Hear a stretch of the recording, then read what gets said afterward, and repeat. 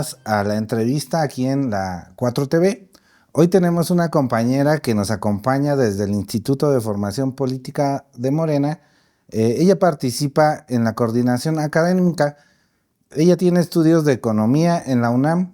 Hoy vamos a platicar con la compañera Daniela Michelle Montejano Barrera. Bienvenida. Gracias, compañero. Bueno, ella, al ser economista, a lo largo de la charla vamos a tratar algunos temas de economía, tratando de platicar un poquito alguna definición por ahí, pero también los impactos que ha tenido el modelo neoliberal y cómo es el nuevo modelo de la economía en la época de la 4T. Pues vamos a iniciar, Daniela. Yo quisiera que para comenzar, platícanos un poquito. ¿Tú cómo definirías de una forma muy sencilla la economía? Y también cómo ha sido, ya habíamos estado platicando fuera de cámara sobre cómo en la misma institución todavía hay algunos profesores, algunas dinámicas pues que tratan de seguir influyendo con un modelo neoliberal en la educación. Pues mira, para empezar, la manera más fácil de definir economía es como una ciencia social que se encarga del estudio de la producción, distribución y consumo de bienes sociales. A mi parecer, la palabra clave es que es una ciencia que se encarga de distribuir los bienes escasos a una sociedad. O sea, básicamente el cómo resolver la pobreza mundial. Es la definición que a mí me gusta, el distribuir la escasez. Y bueno, pues en mi experiencia te puedo contar, ahora que realicé mi titulación, fue a partir de un proyecto de investigación en FESACatlán, pues tuve la desfortuna de tener un sinodal que tenía muchos tintes neoliberales y mi investigación defendía la soberanía energética de la 4T. Evidentemente fui muy objetiva durante todo el proceso. También tuve que hablar de ciertos fallos que logré observar como economista, pero nunca dejé a un lado la importancia de esta nueva reconfiguración económica que se está dando actualmente desde la Cuarta Transformación. Entonces, este profesor no me quería dar mi voto. y pues fue muy difícil para mí. Yo quería cambiar mi tema de investigación, pero no desistí en el hecho de seguir en esta lucha.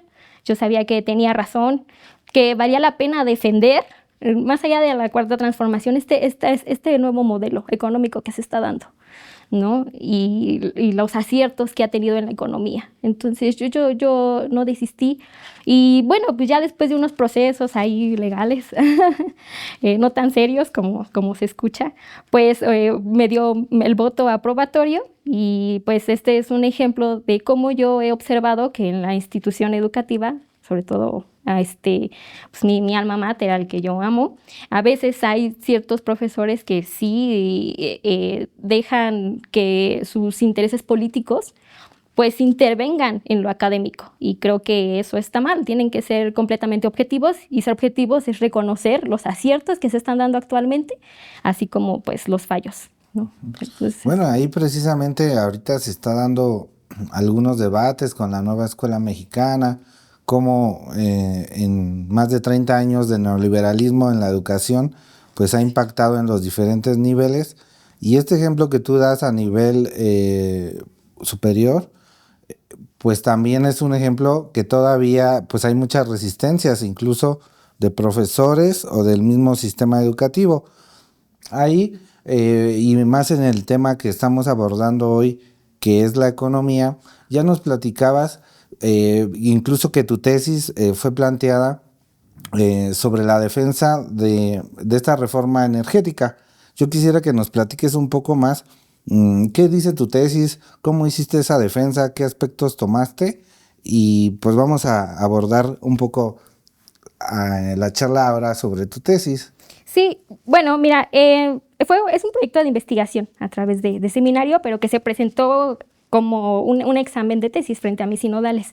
Y pues la hipótesis aquí era que la reforma al a la reforma energética que había hecho Enrique Peña Nieto, de Andrés Manuel López Obrador, era incrementar la capacidad de producción energética de CFE. ¿Por qué? Porque con la reforma, después del Tratado de Libre Comercio, pues que se abrieron los capitales extranjeros, pues invierten las empresas privadas y dices, ¿qué tiene de malo en eso, no?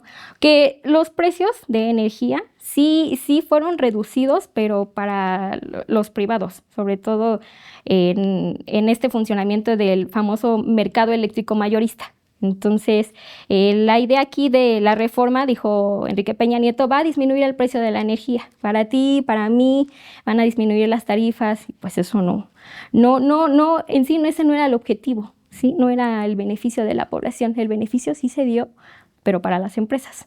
Entonces, las plantas dejan de usarse y pues ante esto Andrés Manuel dice, necesito rescatar a CFE.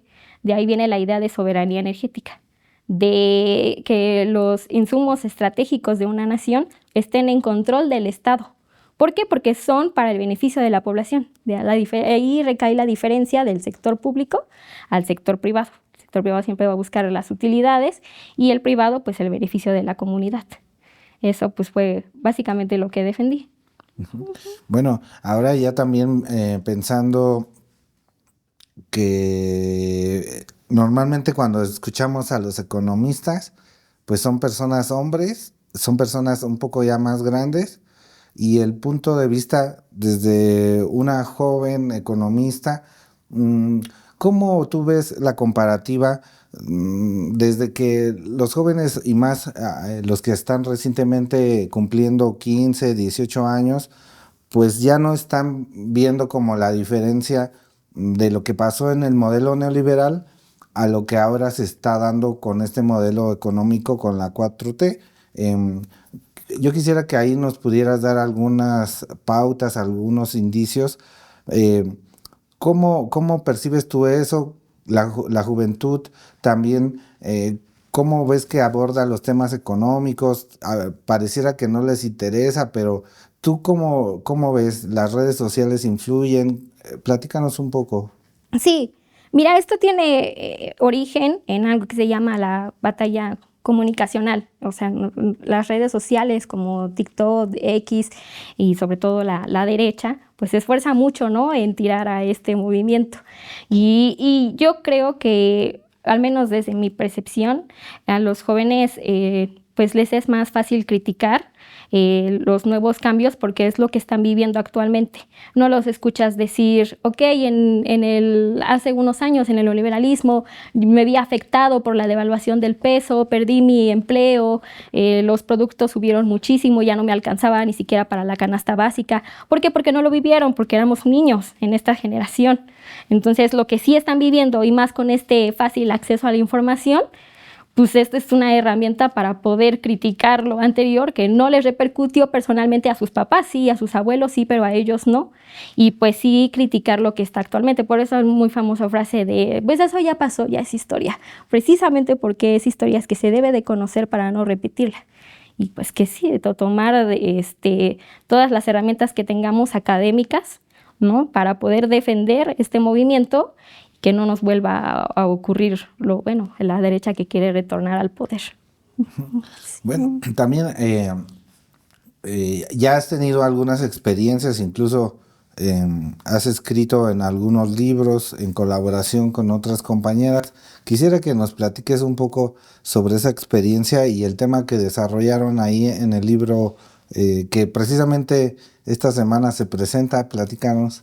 Sí, justo creo que el día de hoy lo está presentando mi compañera Brenda Cedillo, y es el volumen 2 de la lucha de las mujeres. Nosotros, junto con mi compañera Isadora Fragoso y Fernanda, pues escribimos un capítulo llamado Los avances de la 4 transformación en perspectiva de las mujeres. Entonces fue un tema que se desarrolló más hacia pues todos estos avances que se han dado en cuestión de paridad, la beca para las estudiantes, pensiones para las adultas mayores, y yo desarrollé más la parte de pues el origen del patriarcado, la explotación capitalista, ya sabes, ¿no? Le di mis tintes de economista. Bueno, además de eso también sé que has tenido alguna experiencia en alguna institución, en el IMSS, Bienestar, y ya platicábamos un poquito alguna percepción que tú tienes de que todavía faltan hacer varios cambios. Y en cuestión de la salud, ese es un punto importante porque si pregunta a la gente en encuestas, el principal problema está entre la salud y la seguridad, normalmente. Y en cuestión de salud, ahí nos ha costado trabajo en la 4T aún hacer algunos cambios, algunas cuestiones. Y pues yo sé que hay cosas que, por ejemplo, a ciertos niveles, mucho del personal que estaba en anteriores gobiernos todavía está ahí y sigue teniendo algunas prácticas pues muy burocráticas, cuestiones de ese tipo o perfiles que no están hechos para hacer personas que no tienen el perfil para hacer alguna tarea específica, ¿no? Entonces yo quisiera que platicaras un poquito de eso porque ahí, aunque es poner el dedo en la llaga, creo que se tiene que mencionar porque ahí creo que es de los cambios que todavía hace falta hacer y el ejemplo que tú me comentabas creo que es importante. Sí, bueno, teóricamente tanto el mercado como el Estado tienen fallas, ¿no? Entonces, pues una de ellas es justamente esto, la burocracia, etcétera, ¿no? Que ha sido muy criticada. Bueno, yo veo que hay muchas áreas de oportunidad, sobre todo en la especialización de los servidores públicos. A mí me parecería, y sería el toque perfecto, que los perfiles se hagan adecuados a lo que se requiere. Y de esa forma, si tienes a un personal, pues preparado, va a poder resolver los problemas que se le enfrenten, ¿no? Más allá de los cursos de capacitación que se le brinden, pues que sí cumpla con los requisitos para poder cumplir con lo que se requiere, ya sea en este caso distribución de medicamentos, etcétera. La verdad es que sí estuvo bastante interesante, estaría bien hasta hacer una tesis de pues este desarrollo, ¿no? En el sector salud. Si no tienes una población sana, pues tampoco tienes población que puede ir a trabajar. Entonces se te cae todo. Entonces es bastante importante, pero hay ciertos aciertos, como por ejemplo las campañas que estamos viendo ahorita en contra del sarampión. O sea, trataron de, sí es una alerta, pero no alertaron a la gente de esa forma. Dijeron, vamos a empezar a vacunar a la gente rápido ya. Entonces fue un protocolo que me parece que aplicaron rápidamente. Bueno, entonces ahí ya tenemos un diagnóstico de algunos puntos donde se necesitan todavía hacer algunos ajustes, esto de tener perfiles adecuados en todos los niveles, ¿no? Porque si bien, por ejemplo, podríamos hablar de el gobierno federal, Claudia Sheinbaum tiene cerca de 75% de aprobación, pero a niveles para abajo, ahí es donde empezamos a ver que hace falta, como por decirlo, lo que estamos analizando, todavía que se especialice más la gente en algunos de los sectores para que puedan hacer bien esa labor. Y en ese tema,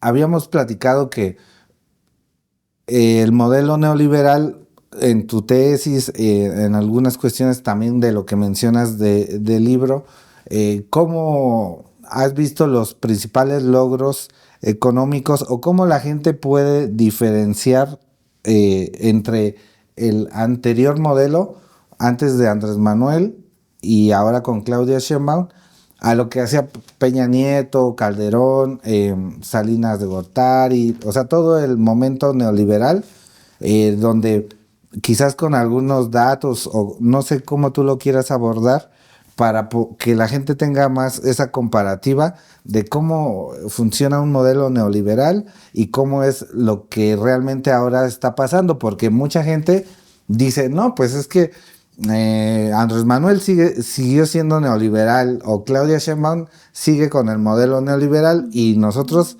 vamos a tratar de ver si es verdad o no con esta pregunta que te hago, ¿no? Sí, mira, esa parte está bien interesante. El día de ayer, INEGI lanzó que el crecimiento del Producto Interno Bruto del 2025 fue del 0.8%, un poquito más alto de lo que él había previsto. Él decía que iba a crecer 0.7% la economía.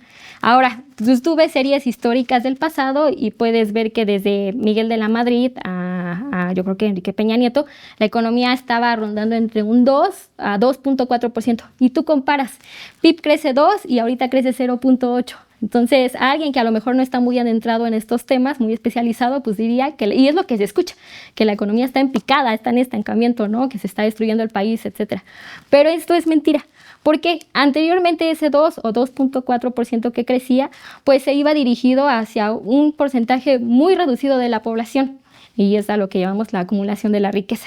Y pues ahí vienen las grandes familias millonarias que existen en México, que se hicieron ricas a base de herencias, de privatizaciones, de concesiones que dieron para explotar los recursos del país.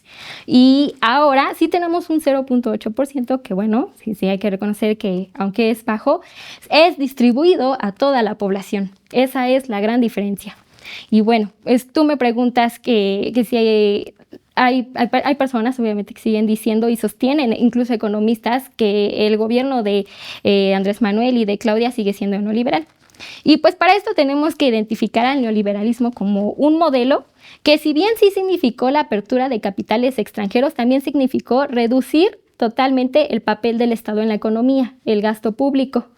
Y pues las privatizaciones de las empresas. Entonces, si tú platicas con un economista y te dice es que neoliberalismo es apertura a capitales extranjeros y ahorita no ha cerrado nada a los capitales extranjeros, sigue siendo neoliberal. Y pues eso es falso, porque el neoliberalismo no solo significa eso, también significa que redujo el gasto público. ¿Y qué está haciendo ahorita Claudia Sheinbaum con, por ejemplo, el programa de desarrollo infraestructural? Va a invertir alrededor de, creo, 5.9 billones de pesos en infraestructura para este año, para el 2026 al 2030. Entonces, la reducción de gasto público es algo que no se está viendo ahorita, es todo lo contrario, está fortaleciendo el papel estatal también. Y eso lo estamos viendo en consecuencia con la reducción de 13 millones de personas que salieron de la pobreza. Y pues el aumento del salario, cosa que antes los neoliberales te sostenían y perjuraban que eso iba a provocar inflación. ¿Y dónde está eso? Entonces yo te puedo decir que sí es un gobierno antineoliberal, sí ha cambiado la estructura económica de México, aunque muchos dijeran que no, porque solo se van con la idea de los capitales extranjeros. Es más que eso, incluso ahorita se está renegociando el TEMEC para que sea en beneficio de nosotros. O sea, si fuera neoliberal, no, ¿cómo sigue? ¿No? Diríamos de Enrique Peña Nieto 2. Entonces, no lo es una falsedad y no hay que dejarnos llevar por eso. Bueno, ahora que mencionas el TEMEC, está buena para hacer un traslado que va mucho pues en sintonía de hablar sobre soberanía. Y pues podemos hablar, ya se ha hablado en otros programas sobre soberanía alimentaria. Tú misma, tu tesis habla sobre, de cierta forma, soberanía energética al tratar de volver a la CFE más fuerte, etcétera. Pero en cuestión de soberanía económica, el TEMEC también pues es algo que va a estar mucho a debate, ¿no? Y es algo que también se puede analizar pues con personajes ahora como Trump y este modelo que implementan un poco más extremo, por decirlo. ¿Qué podrías decir sobre eso?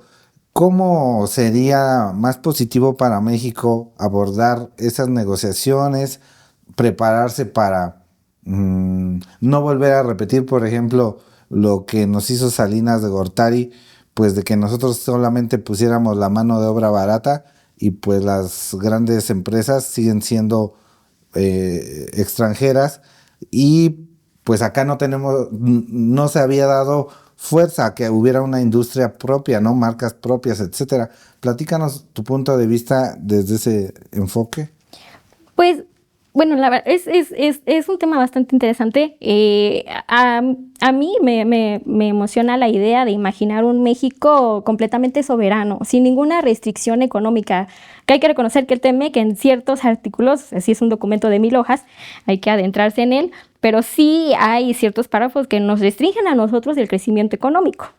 Entonces esperemos estar en buenas manos para que eso cambie, ¿no? Entonces es indispensable tener soberanía, no solamente alimentaria, también militar, de seguridad, tecnológica, cibernética.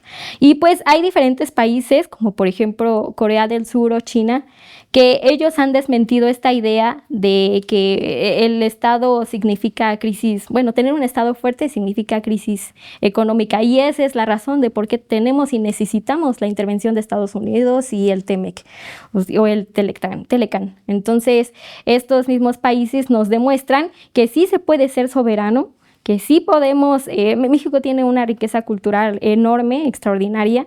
Entonces me gusta la idea de imaginar un México sin Temex. Sin embargo, reconozco que hay diversas restricciones pues legales, ¿no? Sobre todo el sector público, que ven sus intereses afectados. Y pues también está esta idea que puede tomarse como una palanca el TEMEC para poder crecer, para poder reindustrializarse. Digo, si somos una economía que nos hacen falta ciertos recursos y la economía de allá los tiene, ¿por qué no me los compras? Y yo utilizo esto para hacer crecer la mía. O sea, ver todo en beneficio de nosotros. Esa es la perspectiva que tengo. Bueno, ahora que también estamos abordando desde estos enfoques, algo que luego se maneja mucho en estos temas económicos es que la gente también entienda o tenga los conceptos de crecimiento y desarrollo, ¿no? Ahí yo quisiera que también, para ir profundizando un poco, porque también, no porque, como ya lo venimos mencionando, no porque pues firmemos el acuerdo todo va a estar bien con Estados Unidos y Canadá, que ahora está mucho a debate, incluso que luego se dan como aparentes amagues de que quieren excluir a Canadá, etcétera. Pero bueno, ¿qué cosas también podría hacer México que antes no hizo para no volver a repetir procesos como el del 94, donde pues sufrimos devaluaciones y eso que ya habíamos firmado un tratado de libre comercio? Entonces, con todas estas ideas que estoy lanzando, platícanos también un poquito sobre esto que mencionamos de no es lo mismo crecer que desarrollarse, por decirlo así en términos económicos. Sí, claro. Es lo que te contaba hace rato, ¿no? La gente ve que el Producto Interno Bruto creció 0.8 y la idea que se les viene rápidamente es crisis. ¿Por qué? Porque no está creciendo el PIB. ¿Cómo es posible que no está creciendo el PIB? Entonces, lo que no ven es que no hay que centrar o focalizar toda la economía en ese indicador. Vale la pena pensar en cómo reconfigurar incluso el cálculo del Producto Interno Bruto. ¿Por qué? Porque estamos teniendo una población que, como dices tú, tiene bienestar económico, tiene más ayuda, salieron 13 millones de personas de la pobreza y a lo mejor eso no lo está viendo reflejado el PIB, pero sí el beneficio de la población, el bienestar económico. Pues vamos a un estado de bienestar, eso es mucho a lo que abogaba AMLO. Entonces, creo que sí, los economistas tienden a usar pues conceptos muy especializados, muy técnicos, ¿no? Que a veces uno no, si alguien no está entretado adentro de este tema, pues no logra entender bien el contexto económico. Pero si lo hacemos entender de manera más fácil, yo creo que las personas entenderían que aunque haya un crecimiento económico bajito y que apunta a que el siguiente año va a ser del 1.3 según el Banco Mundial, estamos creciendo de otra forma. Pues tenemos beneficios y son cosas más importantes, considero yo, que el Producto Interno Bruto, que a lo mejor producieron más las empresas y se beneficiaron ellos mismos. O sea, sí está esa parte importante de explicar a detalle los conceptos económicos, pues para que la gente no se vaya con esa finta de estancamiento, no es así. Sí, pues eso lo vemos que siempre los anteriores presidentes, antes de Andrés Manuel, pues siempre mencionaban el llamado PIB, ¿no? Como un indicador y aparentemente decían, no, pues vamos a crecer 2, 3, 4, o a veces hasta ponían cifras más grandes, pero en la realidad pues todo eso no permeaba en la gente de a pie. Donde permeaba, y ahí es donde ya lo estás diciendo, pues es en ciertos empresarios, ¿no? Todo ese Producto Interno Bruto pues se iba a sus bolsillos. Entonces, eso es una cosa importante porque pues es lo que a México ahorita le ha dado grandes cimientos, grandes resultados, pero en otras latitudes van en un sentido contrario, ¿no? Por ejemplo, tenemos el caso de Milei, el mismo Trump, donde ellos tratan de adelgazar lo que se dice al Estado, tratando de que el Estado no tenga tanta relación, tanto control sobre ciertas cosas, más bien con esas ideas de libre comercio, etcétera, ¿no? Uh-huh. Entonces, ¿cómo podemos hacer esta comparativa ahora, pues, con otros países en la actualidad? Pues que vemos que por mucho que sean mediáticamente muy estratégicos, por ejemplo, el mismo Milei, etcétera, o Trump, ¿no? ¿Cómo podemos hacer esa comparativa de que ellos siguen ocupando pues ese modelo neoliberal totalmente al extremo, por decirlo así, ¿no? Porque incluso están rompiendo ciertas normas o reglas que los anteriores neoliberales tenían y ya ni siquiera eso lo respetan. ¿Cómo podrías darnos algunas ideas sobre esto que menciono?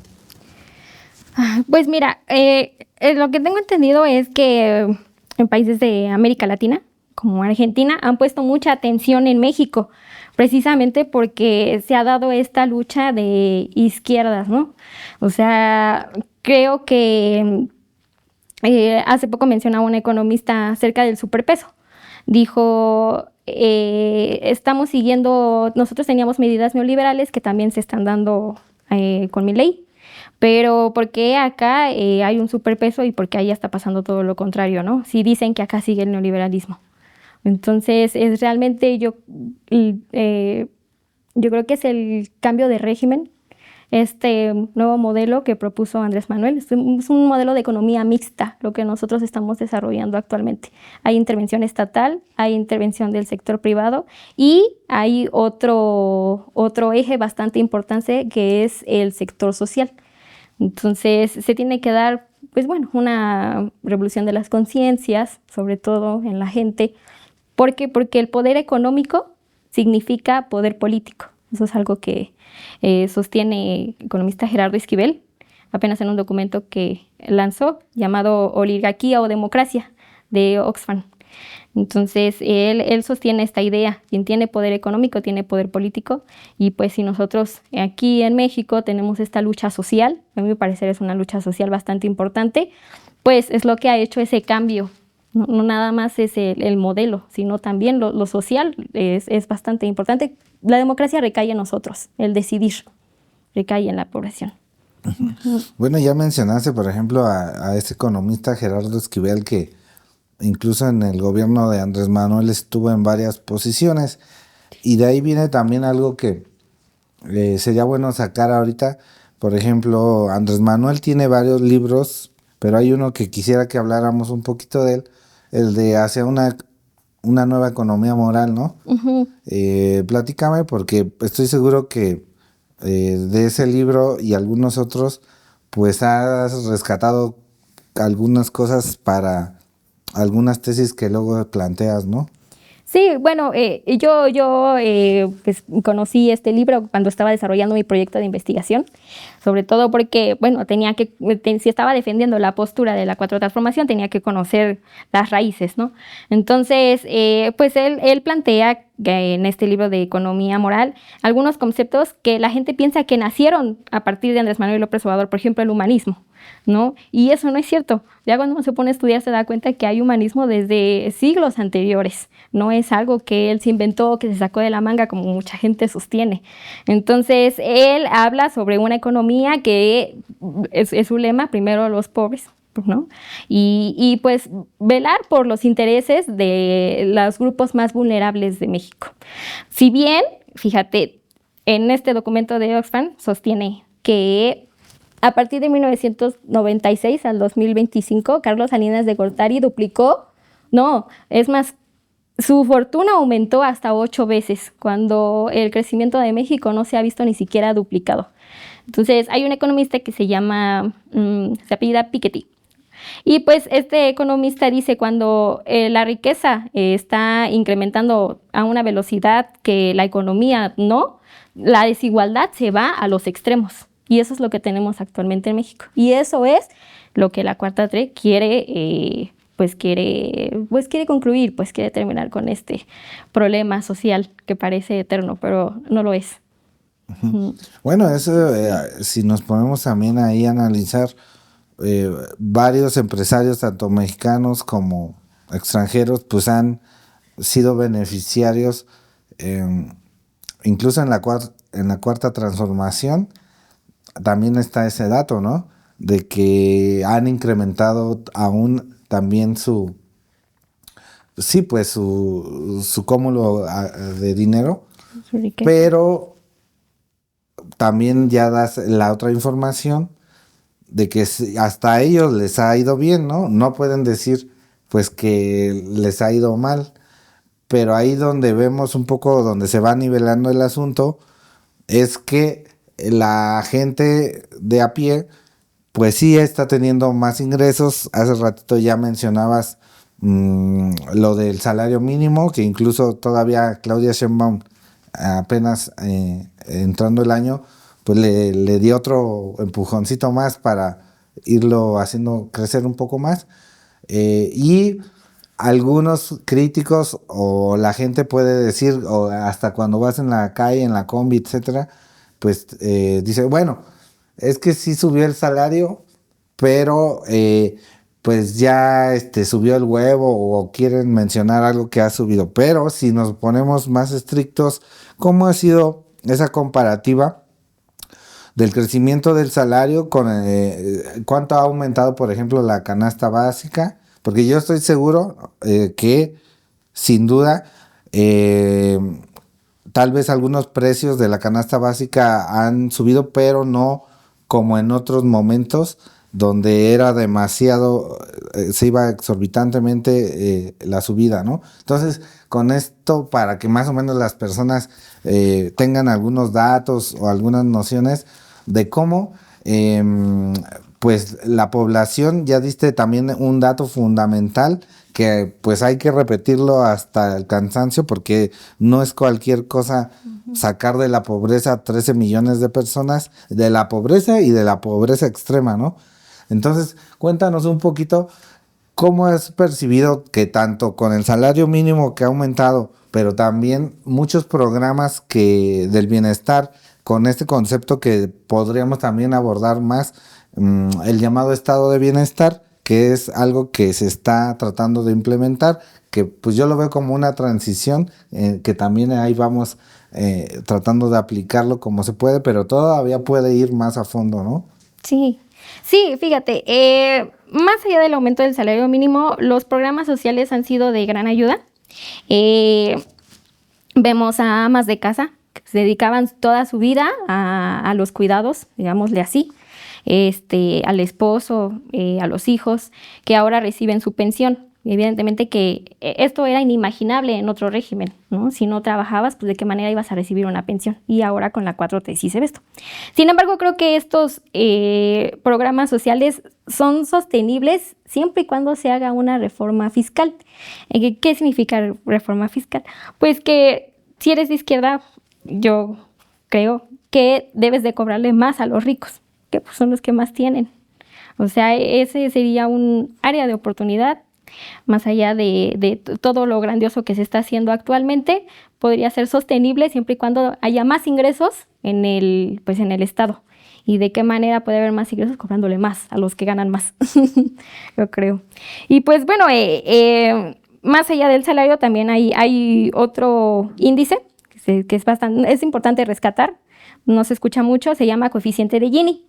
Y pues este coeficiente mide la desigualdad en una población. Se saca con una curva de Lorenz, así se llama, es una recta de 45 grados, y la otra la sacas con la proporción de los salarios y de la población. Entonces, en esa pancita o en esa curva, ese es el coeficiente de Gini, ahí se encuentra. Se supone que si está más cerca a cero, es desigualdad, desigualdad nula casi. Es decir, que los ingresos están parejos, digamos. Y pues actualmente se encuentra en 0.36. Entonces, siento que es un índice que se debe de reconocer, se debe hablar más de él, de cómo ha disminuido las brechas de desigualdad a cuarta transformación. Y es algo matemático. O sea, la crítica que se le hacía también a los neoliberales es que eran tecnócratas, eran matemáticos, ¿no? No tenían este aspecto social. Pues también aquí en la 4T, con coeficientes como este y con resultados como este, podemos decir que pues se están dando resultados. No es todo lo social, pues todo lo humanista, también matemáticamente está comprobado que ha disminuido la desigualdad, pero se necesita una reforma fiscal. Hay que cobrarle más a los ricos. Yo apuesto por eso. Bueno, ya estás dando ahí algunas pautas para posteriormente, ojalá que se realice lo más pronto. No sabemos si existan ahorita las condiciones, pero esperemos que se prepare todo para hacer ese tipo de reformas. Bueno, ya vamos a ir casi concluyendo, pero bueno, yo quisiera ver si todavía tienes ahí algún pendiente que quieras nombrar, y también que nos cuentes, por ejemplo, ahorita en el instituto o fuera de él, qué planes tienes, qué sigue para ti, si tienes algunas invitaciones para la audiencia de la 4TV. Pues de acuerdo al tema, creo que ya hemos abarcado bastante. Ya solo queda recomendar a la gente que se forme políticamente. Yo tengo, pues sí, mi licenciatura en economía en FES-Acatlán. Siempre ha sido, pues, muy exquisito el plan de estudios en el que yo estuve, que fue el 2005. Actualmente ya han transformado las materias, pero más allá, o sea, que yo recomiendo a los jóvenes que no solo se queden con lo que se les da en la universidad, o sea, que investiguen qué hay más allá, porque hay materias que creo que complementarían muy bien a la carrera de economía. Sobre todo, adentrarse más en los BRICS, que ahorita es una gran oportunidad de crecimiento, ¿no? Estas economías que se diferencian mucho a las que están en el Telecán, Temec. Yo creo. Entonces yo le daría esa recomendación a los jóvenes. Y en mis nuevos proyectos pues está continuar en el instituto haciendo investigación, es lo que pues me gusta. Estamos en pie de a lo mejor hacer una maestría, pero por lo mientras estamos aquí en la lucha, escribiendo de feminismos, de economía, aportando ese tinte que sí es objetivo, pero al mismo tiempo creo que es importante. Sí, bueno, ahí ya comentábamos que hiciste también colaboración con el doctor Montoya. Veo que desde la coordinación académica ahorita se están sacando varios análisis o resultados de varios autores. No sé si puedes mencionar alguno de ellos. Sí, estoy trabajando en la elaboración de una encuesta para un proyecto de investigación con el doctor Oscar Rojas, fue profesor de Economía Política en la universidad. Y pues él plantea justamente este nuevo modelo económico de la Cuarta Transformación con Estado, sector privado y sector social. Y en la encuesta nosotros lo que queremos percibir, o bueno, lo que queremos obtener es la percepción de la sociedad sobre este nuevo modelo. Entonces hay ciertas preguntas que a mí me causan mucho interés saber la respuesta. Por ejemplo, quiero preguntar a la gente si ellos creen que el sector salud, por ejemplo, tiene que estar en manos de quién, de las empresas privadas o del Estado, o de los trabajadores también, porque también está esta parte, ¿no?, socialista. O a lo mejor la energía. ¿Quién debe de controlar la energía? ¿Quién debe de controlar la salud? ¿Quién debe de controlar la educación? ¿Quién debe de controlar las finanzas de un país? ¿Quién debe de controlar los negocios? El ejército, la electricidad. Entonces, a mí me interesa mucho saber la percepción de la gente. O sea, a lo mejor yo siento que en su mayoría van a decir los privados, pero vaya, ¿quién tiene acceso a eso? Los costos son altísimos. O sea, de ahí cae la importancia de hacer que eso sea para todos, no nada más para lo que los puedan pagar. Bueno, pues ya estamos aquí concluyendo con la compañera Daniela. También invitarles a que consulten la revista Conciencias, donde también colabora. y algunos otros libros, que el libro que precisamente el día de hoy se presenta se llama La lucha de las mujeres, tomo 2. Muy bien, pues les esperamos en otra entrevista aquí en la 4TV. Te agradecemos mucho Gracias a y ti. pues a toda la audiencia también. Nos vemos pronto.